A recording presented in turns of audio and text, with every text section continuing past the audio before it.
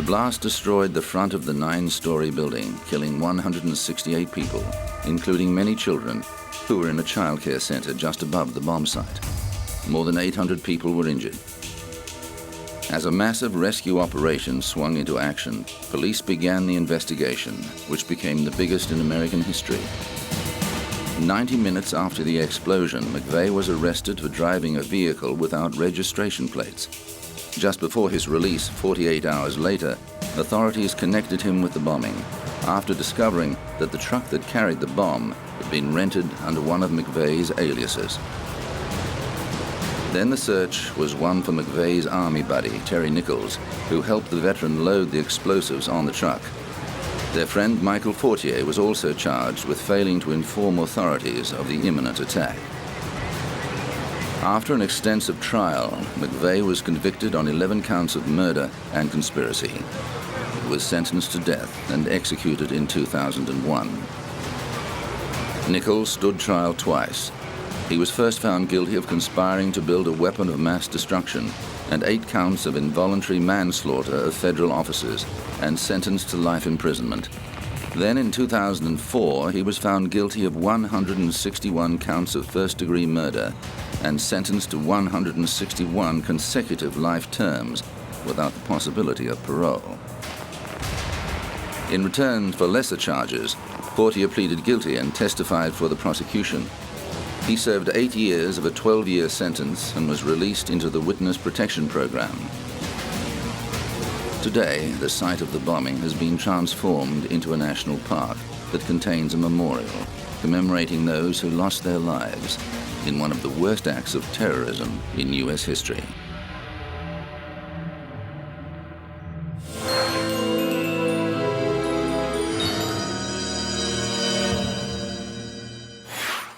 Legendary French statesman Charles de Gaulle was renowned for his wartime heroics and strong leadership as president of France in a time of great turmoil and change. But as the 1960s wore on, his heavy-handed style did not sit comfortably with thousands of radicalized students and intellectuals who were chafing at the restrictions and prejudices of the previous generation.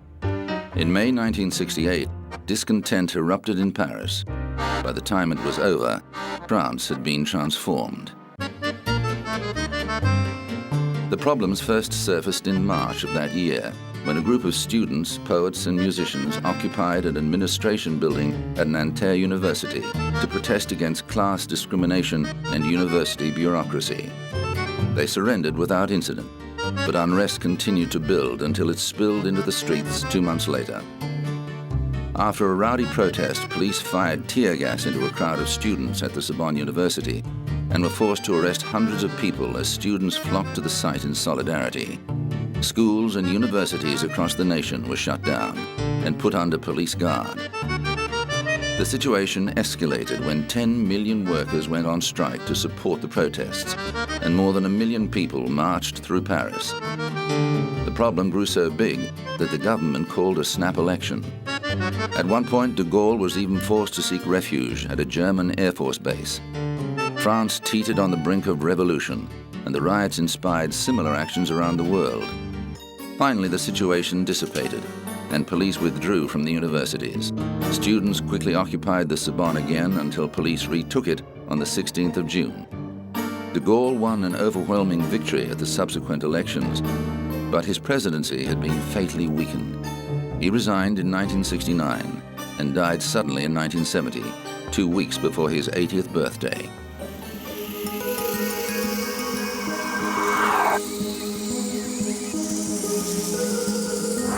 Coming up, the hijack that ended at Dawson's Field.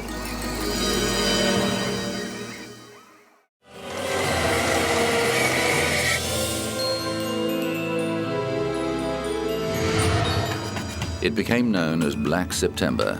The month of the lives of hundreds of aeroplane passengers lay in the balance. More than 300 people were taken hostage when Palestinian extremists hijacked 4 airliners between September the 6th and September the 9th, 1970. 3 of the flights landed at Dawson's Field, a desert airstrip the militants renamed Revolution Airport. On September the 12th, they blew up the 3 aircraft to demonstrate their resolution, moments after the last 40 passengers left the aircraft. The dramatic footage of massive jet fuel explosions and billowing smoke mesmerized the world television audience and put greater pressure on the affected governments. The People's Front for the Liberation of Palestine, the segment of the Palestine Liberation Organization, said it had taken the drastic step because it believed military action was about to be launched to retake the plains. The guerrillas were constantly battling Jordanian forces in the streets of Amman, with the hotel housing most of the hostages taking heavy fire. Although the terrorists had successfully captured 2 flights, with the third brought in later by an unaffiliated sympathizer, 2 hijackings did not go as planned.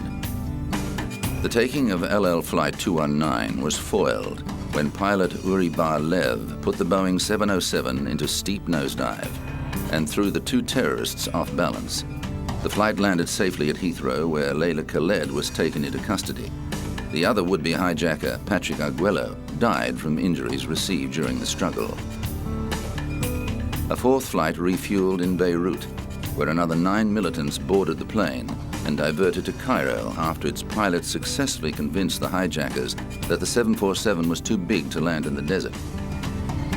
It was wired with explosives and blown up a few moments after the passengers disembarked. The PFLP's demands included the release of Layla Khaled and Palestinian prisoners in Germany, Switzerland, and Israel within 72 hours. At a press conference in Amman, the Marxist-Leninist group transfixed the world as it outlined its manifesto. To make it clear to the whole world that PFLP is not a bloodthirsty organization, we have released all women and children and sick gradually since the first day. PFLP had also transferred the rest, that is the 40 passengers, who are classified as suspects under interrogation or hostages by the revolution,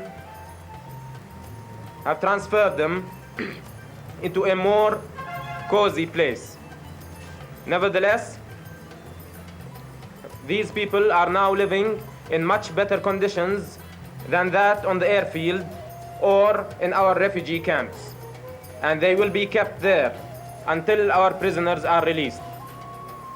PFLP had destroyed completely today the 3 planes, practicing one of its strategical lines to hit the imperialist and Zionist interests all over the world, and in reaction to the stand of the imperialist and Zionist powers. Behind the scenes, there was tension between allies Britain and the United States after British Prime Minister Edward Heath decided to secretly negotiate with the terrorists. US President Richard Nixon, on the other hand, favored direct military action.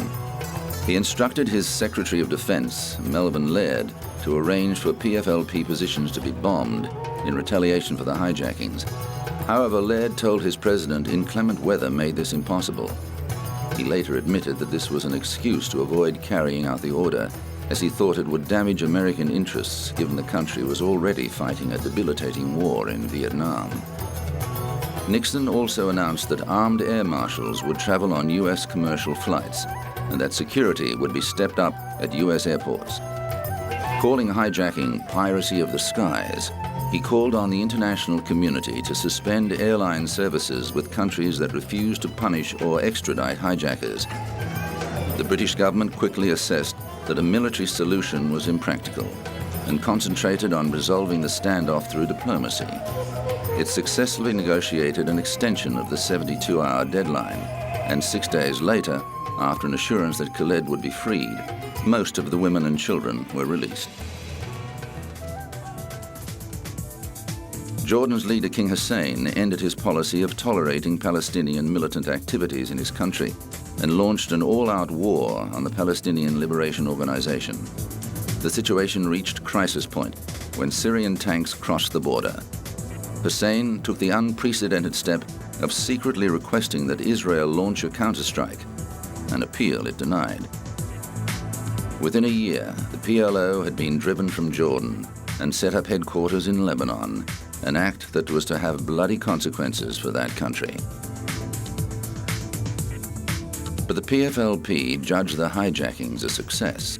Spokesman Bassam Abu Sharif recalled the confusion among some of the American passengers who had no sense of the geography or history of the Middle East. One man thought they'd landed in Africa. No, Abu Sharif told him, you are in Jordan, and we are Palestinian guerrillas. The man had never heard of Palestine.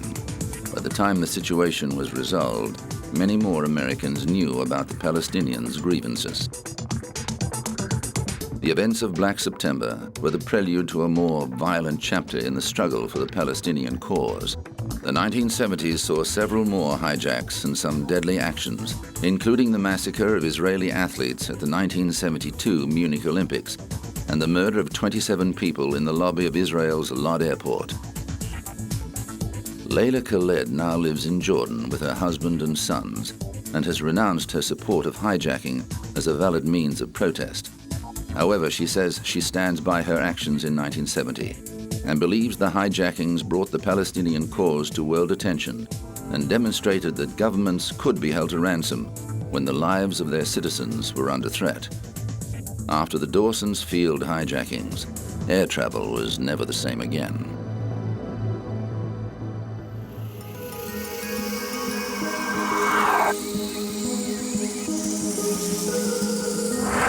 Coming up, Naomi Campbell's costly temper tantrum.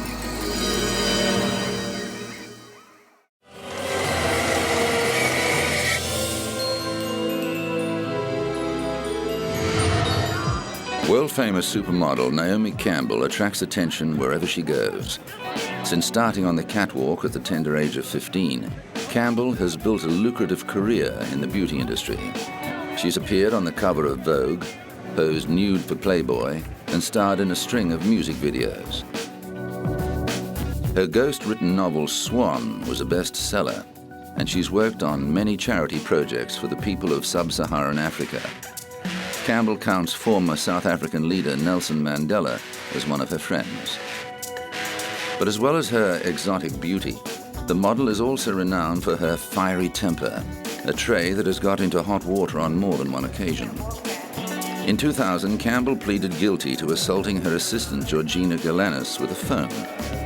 The Toronto court cleared her record in exchange for her expression of remorse.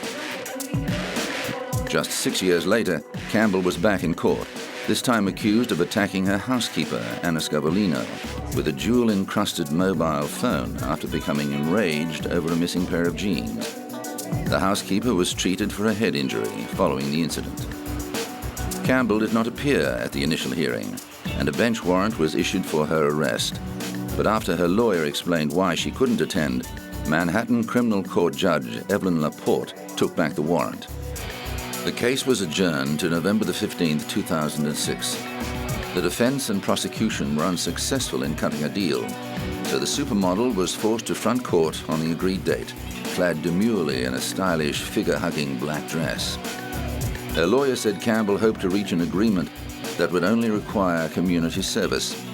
The model faced up to 7 years in prison and deportation back to Britain if convicted on an assault charge. The defense attorney also said he didn't want Campbell in a situation like 80s musical icon Boy George, who was followed by reporters when he did community service for the sanitation department after pleading guilty to falsely reporting a burglary. He said Campbell was fully aware of the gravity of the situation. Naomi is taking it seriously, but I don't think that's any big whoop, because no one who's gone through the system, who's been arrested and fingerprinted and photographed and brought in front of a judge and bail was set, no one under those circumstances takes these things cavalierly. It's a very, very serious situation. Campbell was also hit with a lawsuit from another former employee who said the British model viciously assaulted her while calling her a dumb Romanian. The lawsuit by Gabby Gibson called Campbell a violent super bigot. Gibson said the model hit her, called her names, and threatened to charge her with theft after being unable to find a pair of jeans designed by Stella McCartney. The maid worked for Campbell from November 2005 to January 2006. In 2007, a judge denied a legal attempt by the model's lawyers to bar her ex-maid from raising prior examples of her allegedly chronic abusive and repeatedly violent conduct towards her employees. The case has yet to be resolved. Campbell's lawyer said the allegations against his client did not fit the pattern of the supermodel's history of altruism, which has seen her involved in a number of worthy causes. But she's also constantly contributing to the public at large, whether it be cancer research or whether or not it be AIDS research or whether or not it be for providing for underprivileged children like the Nelson Mandela Children's Fund. All over the world, she has done a magnificent job to circumvent all of that and suggest that she's a discriminating individual or a hateful individual is just absurd. It just doesn't fit within the fabric. On the matter of the telephone assault, Campbell's defense team struck a deal with the prosecution that saw the supermodel pleading guilty to reckless assault in exchange for 5 days of community service. Campbell served her sentence at a New York City Sanitation Department garage, where she swept and mopped offices and bathrooms between the hours of 8 a.m. and 4 p.m.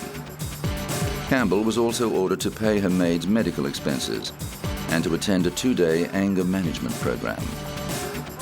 But just a year later, Campbell was banned from flying on British Airways after an incident at Heathrow's Terminal 5. The 37-year-old model was arrested on suspicion of assaulting a police officer and later released on bail after being removed from a flight to Los Angeles.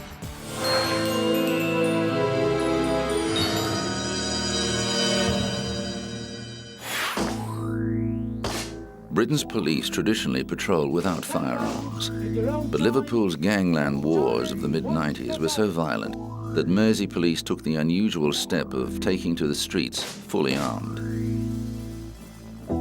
Officers needed protection against the hardened gangs that were fighting over control of the city's nightclubs and drug distribution.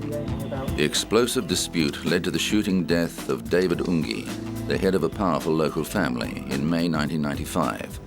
A further 9 shootings rocked Liverpool as the gangs retaliated against each other. What concerns me is the lowering of the threshold of what used to be unacceptable behaviour, where people are now willing to use firearms, whereas perhaps in the past they would have used fists or knives. Ungi's lawyer denied he was a criminal. What I have to say is that in any major city in this country, there are obviously criminal elements, some more organized than others. But I'm not aware, as a solicitor who's been practicing here for 20 years, of any organized mafia in this city. Certainly in my conversations with senior police officers, there's been no suggestion that my clients are part of a criminal mafia. But the godfathers of crime in Liverpool had access to some of the deadliest weapons. One police raid netted 4 Uzi machine guns. Carrying weapons has suddenly become a fashion accessory to those people of that kind of mind who feel that they must carry weapons and flaunt them and every now and then fire them off. Doctors at the city hospital were appalled with the wounds they had to deal with. We've seen people with shotgun wounds to the back which have penetrated into the chest and have collapsed both lungs. We've seen shotgun pellets and wounds spread all around the limbs. We've seen limbs almost taken off with shotgun sprays. We've obviously seen chest injuries of all sorts. Some of them requiring the chests to actually be opened, but many of them just requiring to be taken to the operating theatre very, very quickly. But it was the emotional wounds inflicted on the locals that concerned community leaders. The great majority of people in Toxteth are not lawbreakers, they are not violent people, they are not involved in criminal gangs or anything like that. And their lives are being disrupted by what they see going on around them. And the fear is one part of the community would be turned against another. There's no reason why it should, but when people are feeling insecure, then all sorts of things can result. As the main port of entry for illegal firearms and drug importation, Liverpool continues to be a hotspot for violent crime and home to some of Britain's most trigger-happy criminals.